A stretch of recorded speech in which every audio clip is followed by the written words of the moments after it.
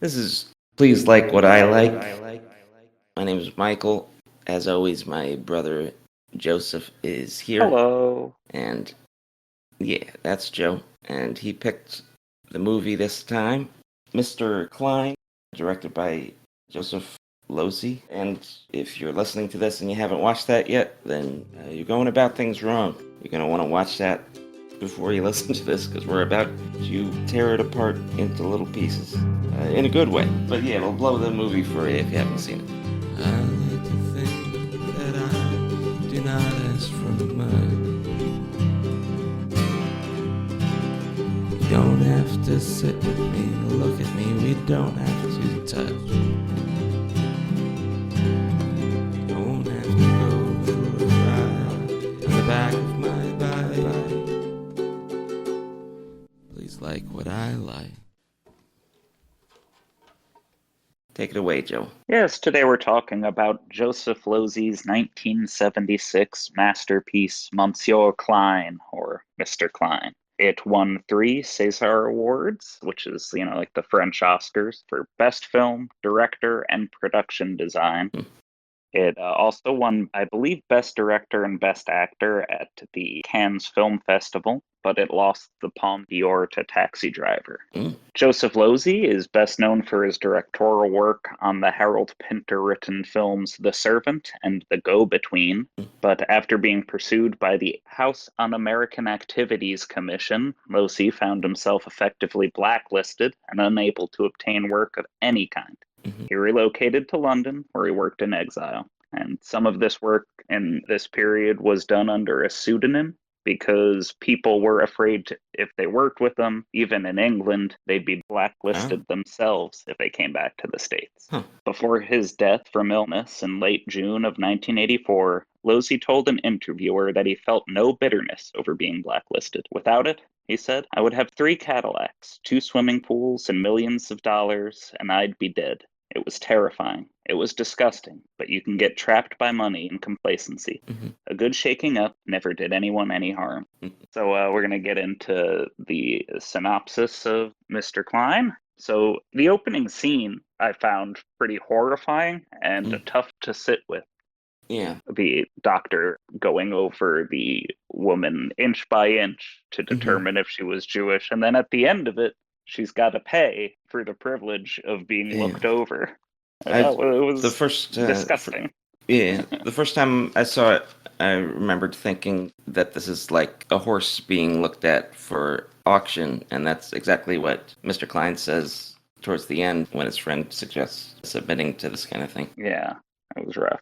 Yeah. Yes, so this takes place in Nazi-occupied France in 1942. Robert Klein is a seemingly well-to-do art dealer living in Paris. He lives in his beautiful apartment and makes his money buying art on the cheap from Jewish people desperate to flee France. I thought there were a lot of really good details in the first scenes with Mr. Klein. Like the fact that he hides his money from Janine, the lady who's staying with him. I mean, he's kind of shifty, and the guy who he's serving is apprehensive to leave behind any information, which means that he doesn't totally trust Robert Klein either. Yeah. I thought it was a cool, like, symbolic choice that, like, Janine, when she's awoken by the 2 men discussing the sale, she turns on the radio and, like, drowns out the Jewish guy's voice with, like, a very fashy sounding retelling of the French Legion attacking Russia. Yeah, so it's like the situation at large is kind of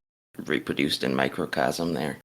I thought like a bunch of the wording in the contract that was signed was very smug. Like the agreed amount acceptable to me, and like it was $300 for like a Dutch master painting worth thousands. Yeah, it definitely sounds smug, and the word choice stings since the guy's being taken advantage of, but without knowledge of the situation, it'd be a standard receipt, that's sort of, what's it called?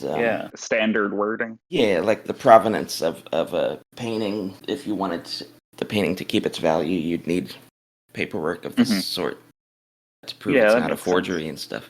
And yeah, like the whole agreeable to me part is to basically be able to deny that you took advantage of somebody to get it, Yeah. I don't know.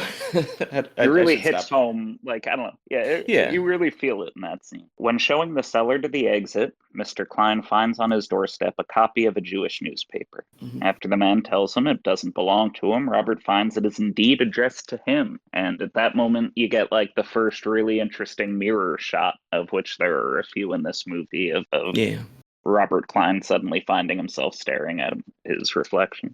Hmm. Robert Klein leaves an art auction where he is advising a wealthy woman. The tapestry he's advising her on, he describes as bad luck, really reminds me of like Nazi iconography. Do you Well, think that is a Nazi, like that looks before that, right? Like before the Nazi the part guy of it. at the auction is implying that it's a Jewish painting. The Hmm. way he talks, his analysis of the painting makes no sense. But he's like, "Oh, this acute angle is greedy" and stuff like that, which is makes no sense. But Hmm. he's implying that this painting is Jewish, I think, or that a Jewish person Hmm. painted this.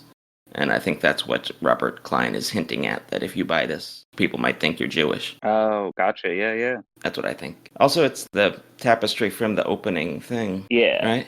Hmm. Yeah. Yeah, like I thought the picture But was. like, the picture, if I hadn't been listening to what the auctioneer guy was saying, I would have assumed that it was kind of a fashy Yeah, yeah, painting because definitely. it kind of looks like that sort of lost cause, like the great warrior falling in battle type Hmm. of imagery, with Definitely. the is it a hawk or something with an Yeah, arrow in its with chest? arrows piercing through it. Yeah. He leaves the auction to call the newspaper about their mistake, but eventually has to appear in person, where he has a very awkward time trying to explain to the man who works there why he wants to make sure he stops getting the bulletin. I feel like that scene really grounds in some of the reality of him getting the newspaper. Like, if you haven't Hmm. followed up until this point, I feel like Alain Delon's acting is really good in this scene. He kind of like Yeah. squirms uncomfortably trying to explain to the man running the Jewish newspaper that he cannot receive the Jewish newspaper because he doesn't want to Yeah. die. Hmm. And like the acting is Good. pain, like you can really feel the pain and identify with that. My second viewing of it, I felt like it really got across to me that his character is either really naive or so self-absorbed that he kind of doesn't fully let it sink in what the Nazi occupation means. Yeah, because to him it doesn't apply to him in his mind. Exactly. Yeah. Yeah. So the whole movie, he's just resisting the idea that he needs to get out of there, Hmm. and that's kind of already happening in the exchange at the newspaper for like both these men, because like Yeah, they're both like. the Jewish guy seems unaware of the problem that's inherent in his Jewish bulletin having to report everything directly to the police, Mhm. and and Mr. Klein seems unaware. Because like being a Jewish person in Vichy France would be bad, and this isn't even Vichy Hmm. France. This is straight up Nazi occupied France. Yeah. So after the newspaper office, Robert heads to the police headquarters to try and sort everything out, where he finds out about the existence of another Robert Klein. After a brief scene in which the woman who lives with him reads from first Moby Dick to complain about her life stuck in his bed at his Hmm. behest from something more erotic, Robert Klein then ventures to the other Robert Klein's apartment, where the former is mistaken for the latter by the apartment building's landlady, who at the time is being questioned by police. Hmm. I thought it was interesting that after that exchange, he finds a Kodak film development slide inside a copy of Moby Dick, the book that Janine was reading. Oh, I didn't catch that, like either viewing. And also in the bathroom, he finds a straight razor, which it showed that he had a collection of at home. When he picks up the film, he gets a photo of the other Mr. Klein, though his face is obscured. Mm. He then goes to his house, where it's implied he's having an affair with his friend's wife, and waiting for him there are a pair of police officers. His friend Pierre is played by Michael Lonsdale, who is in Jacques Rivette's Out One. So I can recognize him in everything because I once spent 12 hours watching him in something. Oh, okay. What's that movie called? Out One. Out One. Huh. He later receives a letter meant for the other Mr. Klein. from a woman Florence beseeching him to take the train to her at Ivry-le-Bataille. After exiting the train, a man approaches Robert asking after a Monsieur Klein. The driver delivers him to a chateau where the servants all act as though he was expected, and he is led through an ornate hallway into an equally impressive salon, where a string quartet is giving a small performance to a small party. The first person walkthrough, ending in the almost hostile stares from all the people, was really dreamlike. It was like having a nightmare, and you are suddenly somewhere you're completely unfamiliar with. Oh, yeah. It was very evocative. Yeah. It also reminded me, like I had seen Scorsese's, what's that period piece? Dang it, I can't remember the name right now. Age of Innocence. Yeah, Age of Innocence. Okay, I watched that like semi-recently, and that has a similar, don't think it was first person though, I think it was like over the shoulder, but like a similar walkthrough of a very wealthy house and like stopping to look at all the paintings and stuff. Although this time we don't really get a good look at the paintings, we're just following the guy. Although it is clear during the walk that half the paintings have come off the walls. We'll talk about that later. But yeah, that it was kind of like that scene turned bad. You know what I mean? Yeah. Yeah, like that was the heaven version, and this is the hell version. It'd be an interesting juxtaposition to like see them one after the other. Yeah, I could imagine. Didn't you also find it strange that the host was named Charles Xavier? Oh, I didn't even notice that. Yeah, yeah, okay. Maybe that's why his wife has a hard time cheating on him without his knowledge. Yeah, you can read. He can read it. Yeah. He can read everyone's mind. He tells his hosts who he is and about his mix-up with the other Robert Klein, who was known to his hosts Florence and Charles. He is invited to stay as there are no more trains running and no hotel vacancies. Florence wakes Robert during the night to ask him to return the letter she wrote, giving him the chance to ask her some questions about the other Mr. Klein. When Jean Moreau's Florence is talking about the other Robert Klein, she talks about the infinite variety of specialized bugs and animals and how we don't find that in humans because there is just one human species. And she also talks of how she suspected the other Robert Klein had sent Alain Delon's Robert Klein to her as a sort of jab, but it will all be the same to you, quote unquote. And I thought like both these kind of like quotes about all humans being relatively the same really kind of, I don't know, like helped highlight the absurdity of the time that we're living in the... And also her response when Robert asks if the other Robert is Jewish, she says, "Oh, I think he's an atheist." Yeah. Which like is completely at odds with the Nazi way of looking at what Jewishness is. Yeah, it's both those things are interesting. We'll talk more about this whole conversation later because I got really hung up on this part of the movie. Okay, all right, I look forward. Okay. Their conversation is interrupted by the distant sound of a motorcycle, and after excusing herself with the claim that her husband is looking for her, she runs outside to a motorcycle picking her up. The motorcycle has a sidecar like the one in Mr. Klein's photo of the other.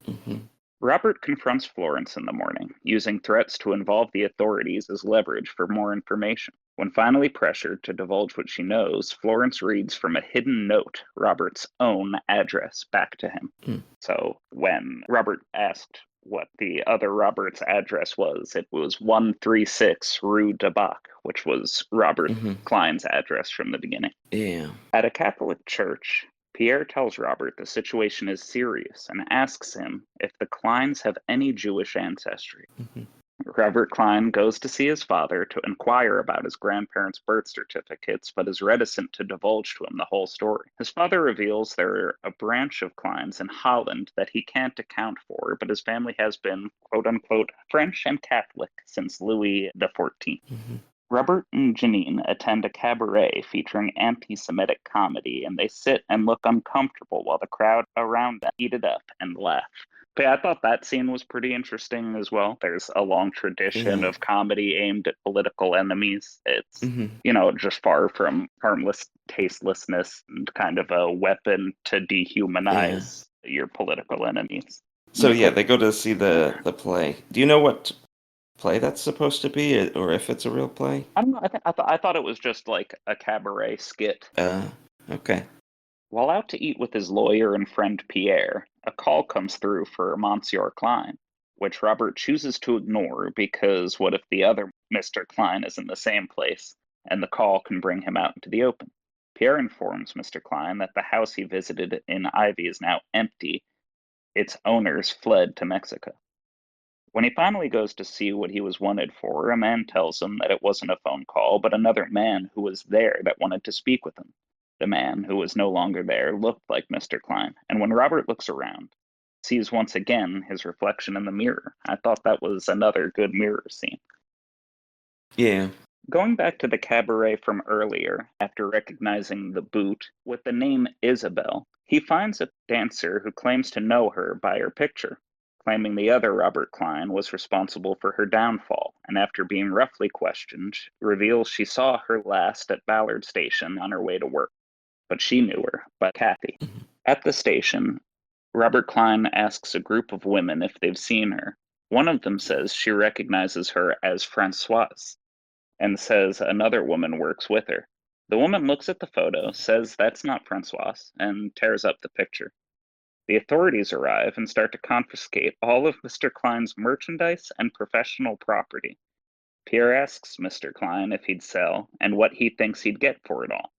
He then asks if he'd settle for a low ball offer before Robert says he wouldn't sell or leave. I thought that was a real shoe on the other foot moment of Mhm. Robert getting lowballed. Yeah, yeah. After buying a newspaper, a stray dog follows him. The dog is a German Shepherd, which was the kind owned by the other Mr. Klein. Robert returns home with the dog, and Janine informs him that she is leaving. Mr. Klein then goes to the morgue after reading in the paper about a suicide palming involving a motorcycle sidecar and Hmm. presumably Robert Klein. At the train station, Robert gives Pierre the German Shepherd, and Pierre gives him a new passport and the money from the sale of everything. Janine meets up with Robert to say goodbye.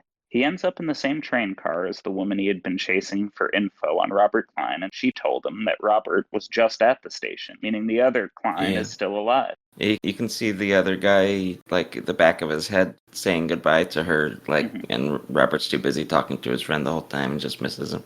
Yeah. Why?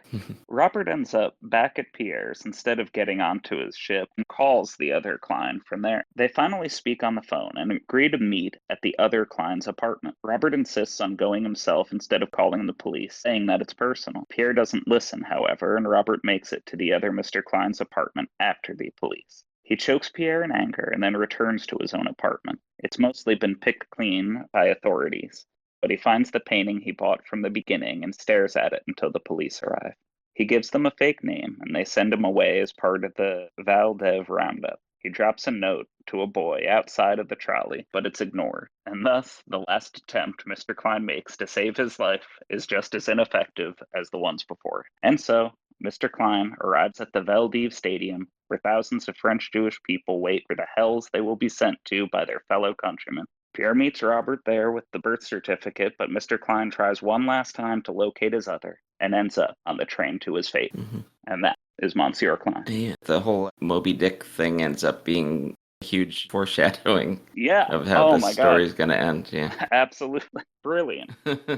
It just seems like what the woman just happens to be reading in bed at the time, and it turns out to be a template for the whole obsessive situation. I'm just going to go into just a few little things here. The Veldiv Roundup occurred in Paris between July 16th and 17th of 1942, where 13,000 Jewish French people were held in crowded conditions at the Winter Stadium, which they call Veldiv, which 3 years earlier, in 1939, was used to intern Jewish refugees before they were sent to refugee camps in the Paris region. Yeah. So that's a It's little used for the like, exact opposite. yep, and this is not the first mass roundup. There was the Green Ticket Roundup in May of 1941, where it was kind of like a phishing scam, but by the authorities, where Mm. people were sent a green ticket and told to show up for the police, and when they did, they were sent to Germany. Mm. So that's the Veldiv Roundup, and I was going to talk a little bit about the blacklist as well. Okay. The first incident of the Hollywood blacklist came when John L. Leach former Communist Party member, gave private testimony to then chairman of the House Un-American Activities Committee, Martin Dies Jr., and named 42 people from the movie industry as communists. Dies announced he would clear anyone who would cooperate with him by meeting in what he called, quote-unquote, executive sessions.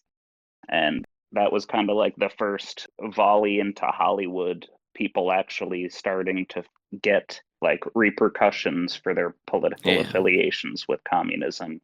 And that kind of culminated in 1947's The Hollywood 10. Mm-hmm.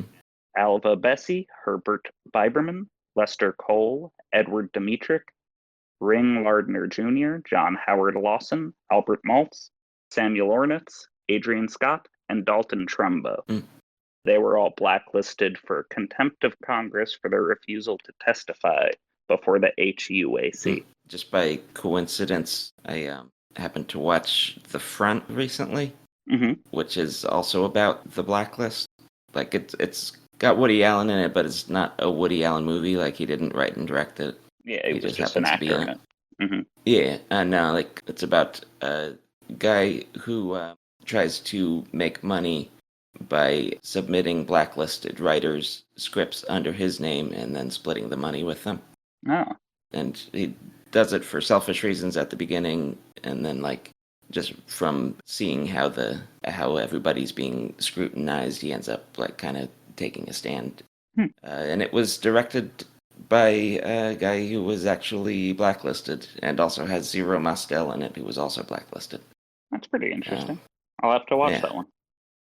I also saw a semi-related movie this week. I saw Oppenheimer on Wednesday. Oh, I didn't realize. And Oppenheimer was caught up in the HUAC for his previous communist affiliation. I didn't know that. Yeah, but so the Hollywood 10 blacklist led to the Waldorf Statement, which was a proclamation by the studios that they all stood firmly on the side of the HUAC and against the artists under their employ. In 1950, there was the Red Channels, which was issued by the right-wing journal Counterattack, and it listed 151 names of actors, writers, musicians, broadcast journalists, among others, linking them to communist activities or at least communist sympathies. Yeah, there was a big thing with, like, right-wing people in and around Hollywood at the time was, like, I'm going to expose all these people, and there's, like, it's always either somebody's got communist ties or somebody's gay. Yeah. Jean Muir was the first directly impacted. She was fired from the TV sitcom The Aldrich Family by NBC. But these are some of the more notable on the list of people affected, or enlisted, I mean. Leonard Bernstein, Lena Horne, Burl Ives, Dashiell Hammett, Burgess Meredith, Arthur Miller, Dorothy Parker, Edward G. Robinson, Pete Seeger, and Orson Welles, and of course, Joseph Losey. But yeah, I can see Joseph Losey really seeing himself in Robert Klein. Yeah.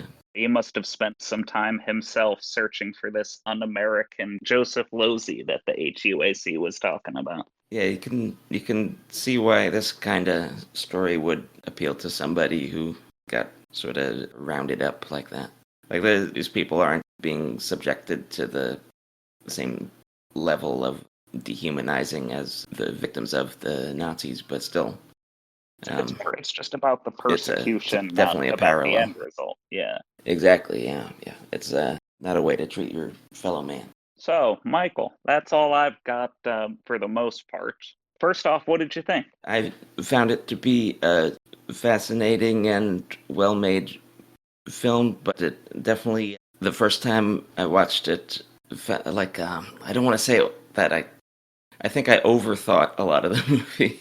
Yeah. I thought there were, like, a layer that might not have been intended, and ended up making watching it more confusing than I think it needed to be. But here, let me explain. Yeah, go for it. Like, between the way he's mistaken by the landlady for the other Mr. Klein, the way he goes from that apartment to getting the photo enlarged where the guy says, oh, yeah, this is you in the picture. The later conversations with the married woman, Florence, right? Who sends him the letter. I thought that it was supposed to be vague whether there was another Mr. Klein, or that Robert at some point had tried to make a break with his own past, and this was it coming back to haunt him. Because I feel like there's so many conversations in this movie where it feels like they're not actually saying what they're trying to say. And I kept thinking people were like getting their story straight, like especially the conversations with Florence. The first time I watched it, I was like, oh, they're not actually saying what they mean. This is an exchange between two guilty people getting their story straight, and they're just talking this way in case someone overhears them. Yeah, the second time I saw it, of course, I didn't think that because by that time I had seen the end of the movie and saw the other Robert Klein physically, you know? But like, yeah, the first watch through, I was like, maybe there's another Mr. Klein, or maybe he's convincing himself and the people around him that there's another Mr. Klein, when actually it's just him from the past. That doesn't end up working because the other Mr. Klein takes more of an active role in the story as it goes. But yeah, that definitely seemed like a layer to me the first time, kind of got in the way of me understanding it, which I think I got it better the second time. I feel like the movie occupies like a weird balance between realism and surrealism. Like it's got Mm, like a dreamy nightmare kind of aspect to it where yeah. it is sort of intentionally vague Hmm. and open to interpretation, but at the same time there is a through line and five acts and whatnot. But I also feel, yeah, like it occupies like this weird kind of dreamland at the same time Yeah. where like I feel like if it was any clearer and if there was a mystery to be solved, it wouldn't be such a Kafka-esque nightmare. I was But about to say, I was but about to it's say, like I know this is something that has a reputation for being something that blowhards say, but this is a Kafka-esque movie. Oh, definitely. And I feel like if it was any more surreal and dreamlike, it wouldn't be as powerful because there Hmm. is such a strong real world in the movie. Like Yeah. these things happened in real life, and Hmm. it is pretty realistic how that real life is playing out in this movie. Hmm. But Robert's story is a dream. It's like a nightmare you Yeah. can't wake up from. And I kind of like that duality. I feel like not a lot of Hmm. movies have both there, both the Yeah. real and the surreal. And then this movie makes a really strong showing of it. It works with what we said earlier about his like inability to really fully connect with the situation because he doesn't think it applies to him. Like it's from the outside, we can see like the real consequences getting closer and closer, but to him, it's that might not be real, Mhm. and that kind of works with that dreamlike aspect to some of the scenes. But yeah, I enjoyed it. I thought like the thing I said about me confusing myself, that was my fault. I don't think it's the Yeah. movie's fault. But like I feel like the movie does really try to get you to put the pieces together, Mm. but then at the end is kind of like, nah, I'm just kidding. Like, nah, he's going away. Mm. Like there's no mystery to solve really, but like there's so Well, many pieces yeah. like a mystery movie would give you. There's so many clues, and he Mm. gets a piece of evidence or a Yeah. clue in every scene that leads him somewhere else, and it Yeah. all just leads him to his own demise. Well, yeah, there's a mystery to be solved, and he does solve it. But solving the mystery and saving himself are not the same. Like Yeah, they're like two different adventure. Yeah. objectives. Yeah. Yeah. Like in a video game, that'd be a branching path. You can't do both in the same playthrough. Yeah, you're doing an ocarina a time amount of side quests in a Majora's Mask time limited game. There you go. Can we talk about the mansion? Yes, let's talk That about the mansion. that part of the movie. I have a lot of questions about the mansion part. I hope I can answer them, but I think the movie is supposed to be open to interpretation, so Hmm. I think Yeah, we'll it's both okay. be right. That's the best Yeah. part. I just want to talk about it. Yeah. I don't have to. I don't have to solve anything. Do you think mansions are cool? No, I'm just kidding. No, I think that's way too much vacuuming. Yeah. Yeah, we mentioned the portraits in the opening walkthrough of the mansion. that, like, it seems like almost exactly half of them are missing. And I'm wondering if that's supposed to suggest that the family has Jewish blood on one side that they're trying to hide, or that the occupation has either cut off the source of their wealth or made it so they want to liquidate and hoard their wealth. And so they've had to, like, sell a lot of the stuff that used to be on the walls. Or are we just not supposed to know what's up? Well, as far as I can tell, the movie takes place within only a couple of days. And the next time we hear about that mansion, we find out that they all moved to Mexico. Oh, that's that family. Yeah, yeah. Okay, I think I got the names confused and didn't know who was being talked about when Mexico got brought up. So yeah, they are trying to flee then. Yeah, so I think that either they have some Jewish ancestry, or at least they saw the writing on the wall much better than Robert Klein did. Mm. So does Florence recognize him? Because she seems to recognize him. The husband seems instantly convinced that this isn't the same guy, but the wife perks up when he enters the room. She's like the only person that looks at him like she knows who it is, and everybody else is like, who the heck is this guy? At least to me. And then also, like, she comes into the bedroom and acts like he's supposed to expect her to be there and doesn't look away when he gets out of bed. And the whole conversation seems like flirty, like they've been together before. I don't think What's up with so. that? I think No? that, because I think would have no reason to lie about not knowing her. It wouldn't make sense the movie would lie to us about them not knowing each other. Okay. Because it wouldn't matter. I think they don't know each So, other, is what I'm saying. Like, I okay. think he looks exactly like the other Klein, and that's why everybody Oh, confuses and, like, says, like, oh, that's you, okay. until they get, like, right up close. So if she's into Robert Klein, she's into Robert Klein too. Okay.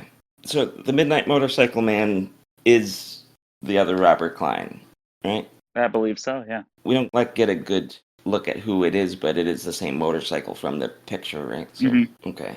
Yeah, I don't think that I understood who the guy in the motorcycle was the first time, so it stuck around with me.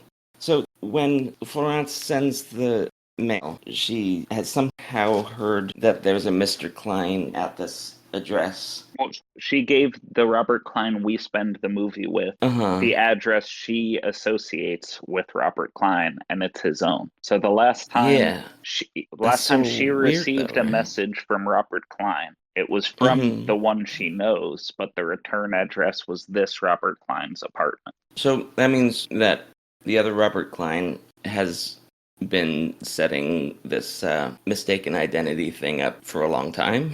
It seems that way. Yeah, It okay. it seems like he got himself out of a bad situation and confused the hell out of everybody at the same time. Mm. But I guess not, because I think both Robert Kleins were at the Valdiv Roundup. Yeah, Or at isn't least he thought that the other Robert Klein was. He could just be hearing the name Robert Klein, which in this case is meant for him because he's uh-huh. the one that's there. Yeah, that could be true. But like I when don't think the when audience the name's knows. called, he sees another person raise his hand, right? Hmm, I thought that was implying that that's the other Gotcha. Robert Klein that we only see the back of. Yeah. But it could have been somebody raising their hand because also their name was called, because multiple names were called. Yeah. So, yeah. But I come to think of it, I think it's the same suit jacket that we see at the train station There you with go. the guy saying goodbye to his girl. I don't know 100%, but I think so. I think it's like a cream checkered overcoat. hmm So the conversation they have about animal behavior and human psychology, is it intentional, do you think, that's kind of echoed in the way that Robert's dad talks? Like the conversation Robert has with his dad is very similar, I thought, to the Florence imitating what the other Robert Klein, what his outlook on human psychology is. So like there's like some mirroring with the other Robert Klein's way of thinking and this Robert Klein's father is what you're saying. Yeah, Oh, that's pretty interesting. they're both comparing human traits to animal behaviors hmm in very similar ways, which, like, kind of made me think the first time I was watching it that I was on the right track with Yeah. that they could be the same person and he's just in denial. Yeah. Although that goes with the mirror imagery that, the other Robert Klein is another Robert Klein. Looks a lot like him, acts a lot Hmm. like him. And it kind of, I guess, would drive home that, it's naive to think for Robert Klein Prime to think he doesn't have to worry about the roundup because he thinks of himself as not that kind of person because they're basically the same kind of person. Hmm. So it works. I just overthought it. I just clung to a weird interpretation of things. Some random quick questions, okay? Okay. What's with the scene of the typists and file cabinets? It's so short, no one says anything, and then it goes to the next thing at the Catholic Church. Do you know what I'm talking about? Yeah, I didn't even question Yeah. it, honestly. Yeah. What happens in between them? I think this Okay. is like between Robert leaving the mansion and the scene Hmm. where And he goes getting to to the church. the. Yeah. And it's just there's a bunch of people sitting at typewriters and people in the background are like moving ladders around to get at different file cabinets. And I guess it's supposed to show that a lot of people are waiting for copies of official documents to prove that they're not Jewish. Yeah, that's probably it. Yeah. But like it goes by so quick that it's like it's hard to not think like why did you cut to this real quick? Maybe it's like to show like the lead up to the Veldiv roundup. Mm. Oh, Like these people are going through all their files yeah, and stuff. I'd it's have to it watch it could again, but be. that scene came and went from my mind. I like that because there are like these little scenes that are showing the cops getting ready for that throughout the movie, like the people hanging Yeah. up signs and the wheelbarrows and Hmm. stuff. So yeah, that makes a lot of sense. So the church, Hmm. what's going on at the church? Is that a super religious wedding or a first communion? I think it's a bunch of first communion. I Okay. think a bunch of people are racing to have their kids go through communion to be like, Oh, no, I'm a good Catholic. oh, true, true. Okay. Do you think it makes Pierre suspicious that Robert was late to the church? Like, oh, maybe he is Jewish. He doesn't want to go to the church, or is he just cranky that he's late? I think he's just cranky that he's Yeah. late because I think he's taking it appropriately seriously. Well, okay. Let's. That's a good segue because I have questions about Pierre. Before you say anything, Okay. I think that Pierre is exactly as good of a person Hmm. as Robert Klein. Yeah, Okay, go ahead. that's pretty much. Oh, okay, yeah. I suspect that Pierre was basically double crossing Robert the whole time. Like he is kind of trying to get him to safety. He doesn't want him to die, but he does want to like take his stuff at a very low price and get him away Yeah. from his wife, probably. Yeah, he's definitely dotting his I's and crossing his T's on Robert Klein while helping him. Yeah. He's like, I'm trying to get these documents together, Uh-huh. but just in case I don't, let's get a number Yeah. going on what your stuff's worth and Uh-huh. how I can divide that by 100. Yeah, and that number keeps getting lower and lower as the movie Yeah. goes on, and it's probably because he's taking more and more of it. Hmm. And isn't Pierre at Robert's house at the end, or is that Pierre's house? When Robert comes back he's supposed to go away on the train. He comes back because he realizes he's across from Kathy/Francois. Hmm. When he wakes Pierre up, is Pierre at his house, at Robert's house, or is Pierre at Pierre's house? I think we're at Pierre's house, but So I thought I recognized. I didn't have that written down. You could be right, Mm. but I didn't think it notable enough to have written down. Well, I feel like that would really underline the whole double cross thing. If like, Oh, for sure. if your friend's like, okay, let me help you get out of here, and then you turn around and the guy's like in your pajamas and sleeping in your bed and stuff. But you know what I mean. I mean, the guy had nice pajamas. That pretty much is what I had to say about Pierre. The guy that plays him you've seen him in other stuff, you said? Yeah, he's a pretty prominent French New Wave actor. I don't think I'd recognized him. I thought he looked kind of like Walter Matthau. He acted like recently still. Oh, yeah? Like maybe not recently, he might be dead by now, but like I think he had like even American roles in the 2000s. So, okay, I'm pretty sure the answer to this question is just yes, but I want to make sure I understood it correctly. The Robert Klein that we never get to see his faith, he's still technically living in the apartment the whole time, right?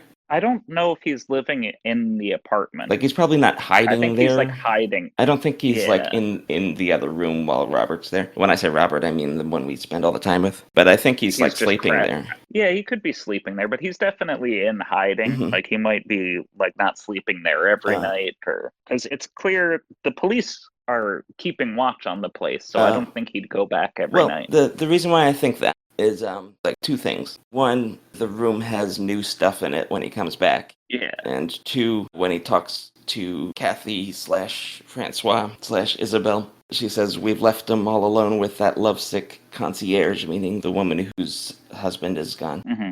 Which means that as far as she knows, he's still in the apartment. And she does call the apartment when she sees the lights on. Yeah, like he's probably using it as like a home base, Mm, but I doubt he's like spending 100% of his time there because like true, true. Well, I mean, also he's not police there. go Yeah, there. They yeah. yeah, yeah. So like he probably he dips in Hmm. and like sleeps, I'd imagine. Although, like the landlady has a crush on him, she could just be like moving him to another room when the cops come to look at it. Hmm. Yeah, yeah. Did we talk about the piano melody?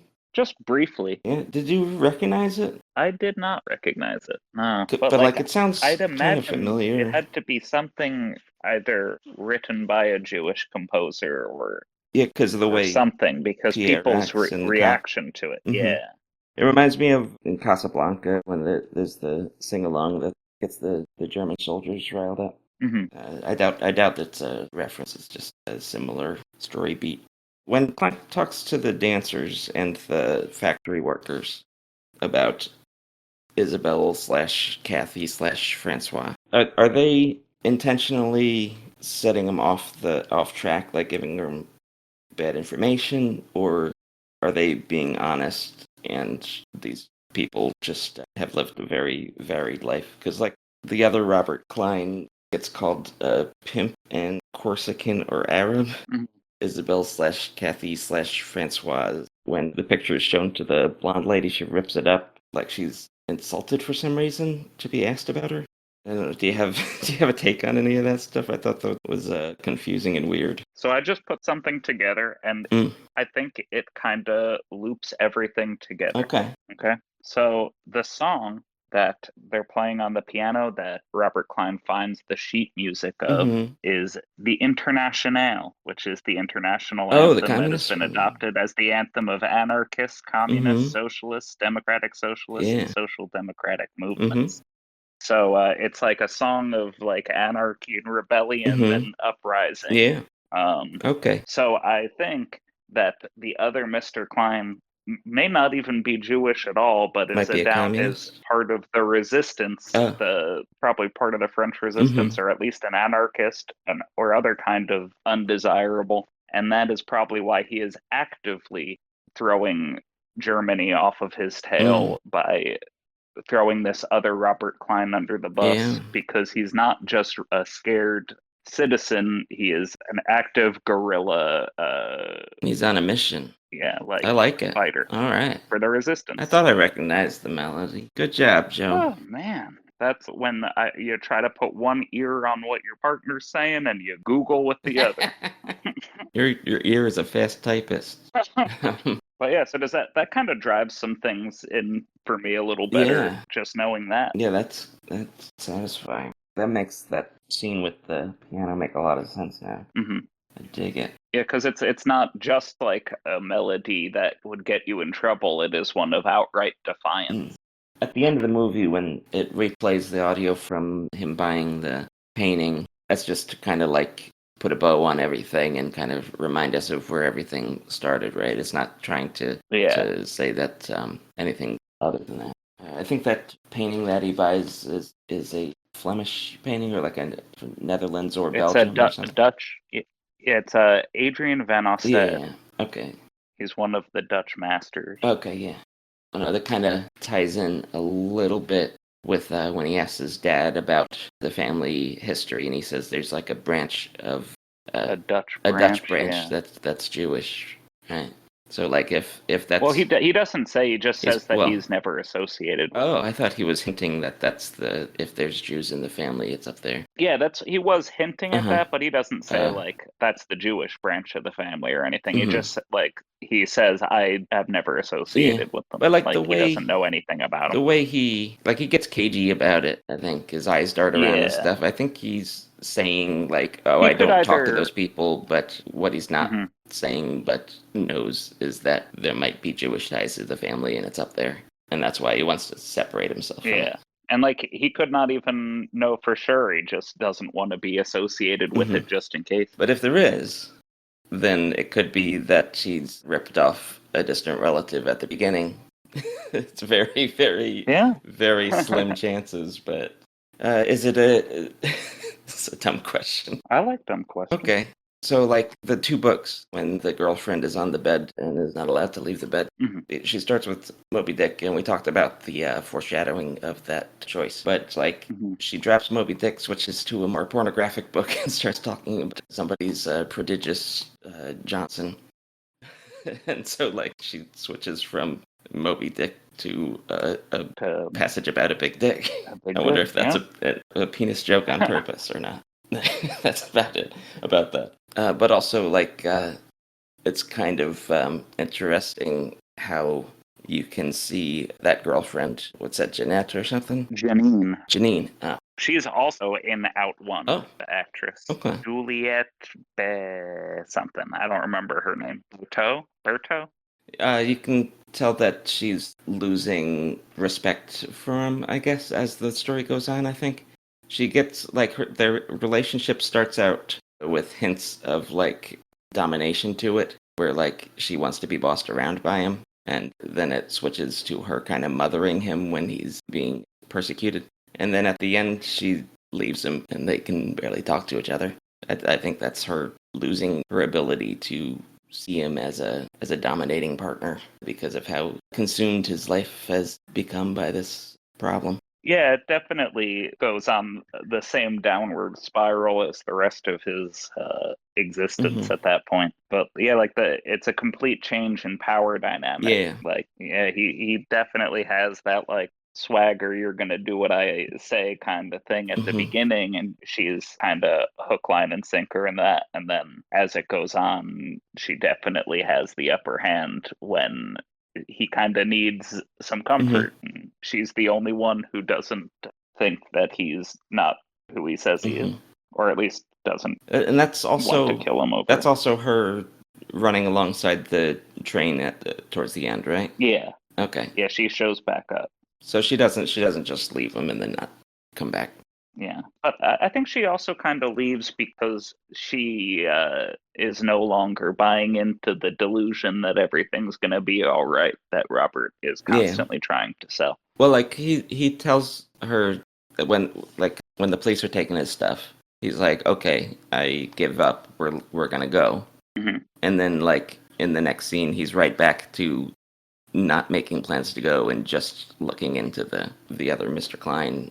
So yeah, she's kind of been strung along at that point. You know, it's hard to have faith in somebody when they won't do what they tell you they're gonna do. Definitely. Yeah, this is one of those movies where the main character is easy to understand and identify with a bit, but he's also hard to root for because he's like, you know what I mean? Yeah, I found both times that he was despicable to a point. Like maybe not like Hmm. downright evil, but he was greedy, selfish, short-sighted, Yeah, self-involved, he's like he's childish. He smug, doesn't. Yeah. unkind, rude, Hmm. bossy. Yeah. But in the He's like end, a school bully. yeah, and in the end though, both watches I felt bad for him, like Hmm. and I kind of wonder how the movie would play out if Robert Klein was like an affable guy, but he was still a clueless kind of bourgeois guy who thought this didn't apply to him. Yeah. And maybe that was his personality flaw. But I think like the Hmm. fact that he's also unlikable and that you still, or at least I still really felt for him Hmm. at the end speaks to the power of the story. Yeah, I think that's important. It's not a story. where you feel bad for the guy at the end because he's such a special good person, you know. It's a story that gets across that nobody should be treated like this, you know. Yeah, like even Robert Yeah. Klein, the wartime profiteer who is buying and selling the art of people who are trying Mhm. to just survive, and he shouldn't be treated this way. Yeah. Like, I'm not going to bring up a specific incident because I find them all upsetting. But in a lot of situations where somebody is killed on, like, either on camera or, like, in a very public way, there's always a thing that bothers me where people will try to, like, dig up whatever incidents they can of the victim's past and be like, oh, it's okay that this person died because they did a bad thing at some point. You know what I'm talking about? Yeah, and Like when people say so and so was no angel or something mhm, like that. yeah, It's and very upsetting to it's me. very upsetting. It's like you only have the right to live if you're a perfect person. Yeah, exactly. And yeah, like I hopefully, uh, I don't know. I'm not.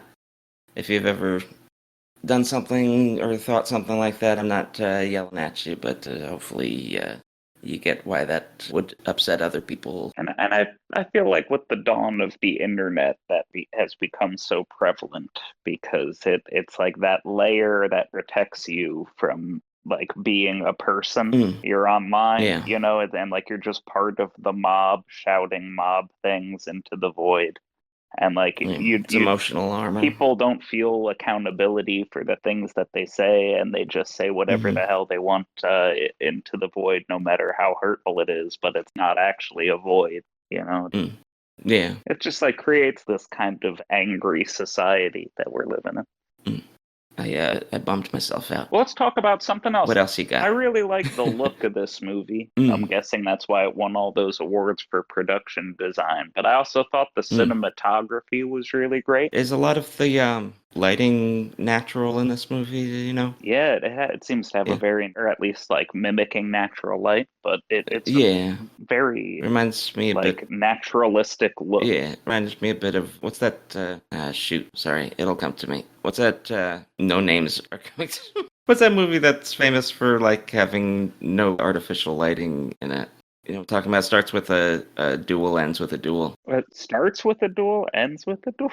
Oh, Yeah, wait, are you talking about Barry Lyndon?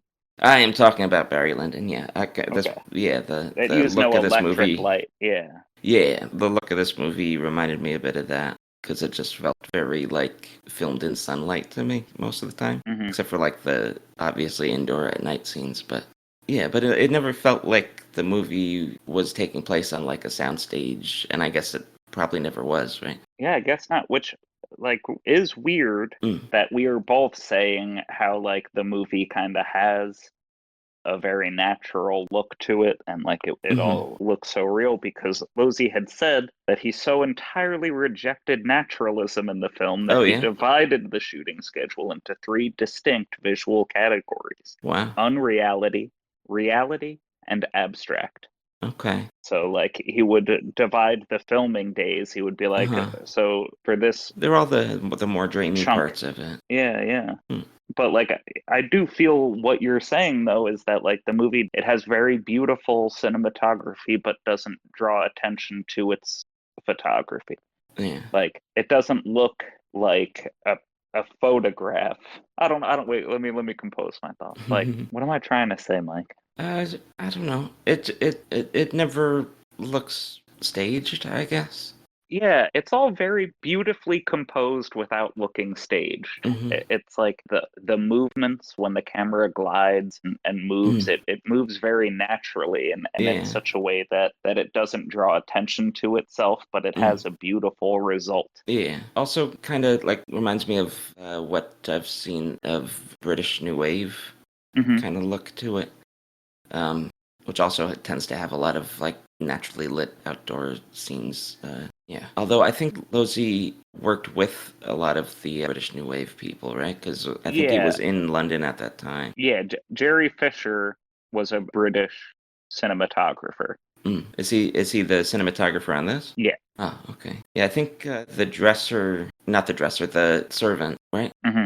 Is that the servant? The Servant. Okay. I think that's how I ended up watching that, is because I was like, oh, I've seen some British New Wave movies I like. Let me see what some recommendations for those are. And I think that Hmm. ends up on a lot of those lists. Movies like Look Back in Anger and Taste of Honey, they're in black and white, but they kind of have a similar approach to shooting outdoors, I think. Yeah, maybe Jerry Fisher kind of came into to cinematography kind of as a camera operator, so he Mm, might have as worked on some of those films as a camera operator prior to his work on as a cinematographer. mm, it could be. Because he was a camera operator on Bridge on the River Kwai. Mm. Should we talk about Losey's other stuff? Or, uh, Yeah, this is actually, I think, the only Joseph Losey I've seen. okay. I have quite a few of his movies on my to watch list, and I Mm-hmm. even own a few Blu-rays of his films, but Mm, I haven't gotten a chance to watch yet. okay. Ava and the Damned, I haven't seen either of those. I have both of those. I just haven't gotten around to Yeah. watching them yet. I wonder if The Damned is where the punk band got its name from. I'm sure it is. Yeah, I like that Yeah, band. it's like a 1961 Hammer horror film. Oh, yeah? Hmm. Okay. Well, like sci-fi horror. I think it's Mm. about like a government testing facility, and they Oh. experiment on children, and then there's mutant children. I haven't seen it. Mm. Yeah, we'll probably do something from Hammer at some point. Uh, Hell yeah, we will. I've happened to have seen a handful of Losey movies, so I'll mention the ones I've seen. Like I said, I watched The Servant when I was watching British New Wave stuff. It's black and white, kind of reminded me of that, that black and white Korean movie. It might be called The Housemaid. Yeah, Yeah, the plot I've seen that one. reminded me of that a little bit, where it's like about a house servant guy who ends up sort of manipulating his employer. And yeah, it's good. I recommend it if you want like a movie that's really dialogue based, kind of like a play. I don't know. It might have been based on a play. Well, it's by Pinter, Okay, yeah. the servant, right? So yeah, that's good. I've seen Time Without Pity, which is kind of like a noir. It's very noir styled, but the movie's kind of, you know how in Columbo episodes you see the crime take place and then you watch the characters put it together. Hmm. It's kind of structured like that, so you don't get the whole whodunit thing, I get that. but it's interesting. The guy who plays the culprit is very over the top in it, and like everybody else is a lot more natural. It's a weird juxtaposition, Hmm. but it's shot very like noir chiaroscuro kind of light and dark. And is that Peter Cushing's in that one, right? Yeah, but he's not one of the main characters in it. Okay. I think he's the lawyer. He's basically just yeah. Time Without Pity's a good noir movie. It's worth checking out. Don't watch it for Peter Cushing because he's a minor character in it, but it's a good one. Mhm. You know, high tension. Got a very good like ticking clock sort of situation. That sounds up my alley.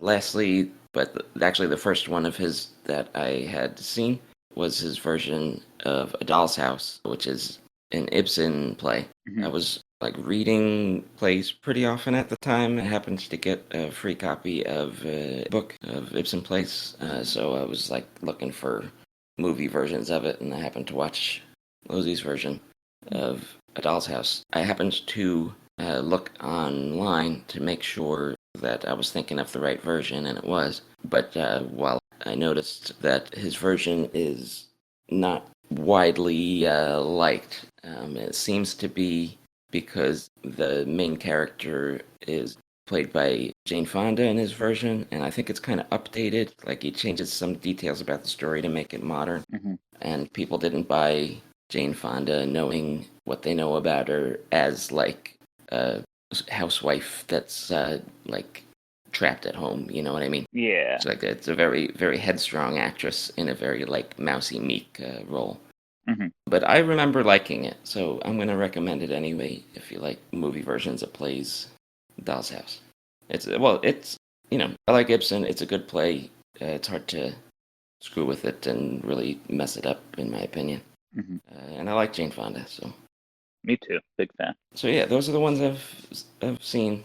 I've vague memories of putting on The Trout at one point, but I don't remember actually watching it. I think I was drunk, Hmm. so I'm not going to list that one. But I'm aware Fair that enough. that's one of his.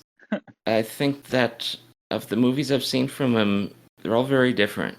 He's not a guy who gets a hold of a movie and does the same thing every time. Hmm. Seems to be a very varied director.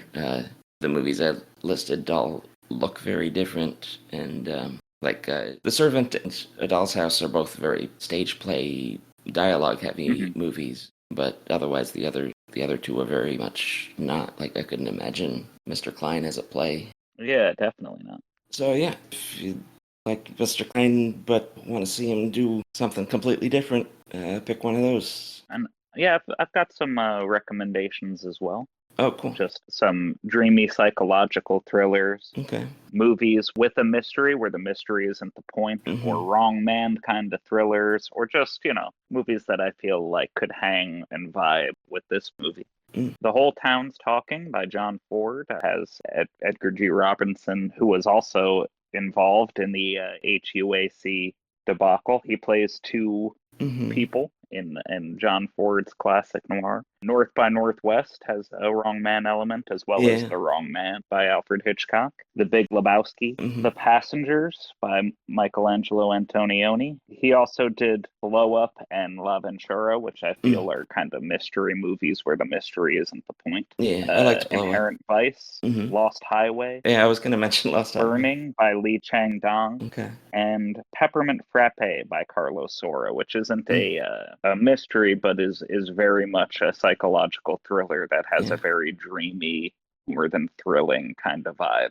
And you got to recommend The Trial by Franz Mm. Kafka, adapted by Orson Welles, because Oh, I haven't seen that. The Trial's definitely, I think, one of the most influential to this story Mm. of a man kind of being prosecuted. I should check that out.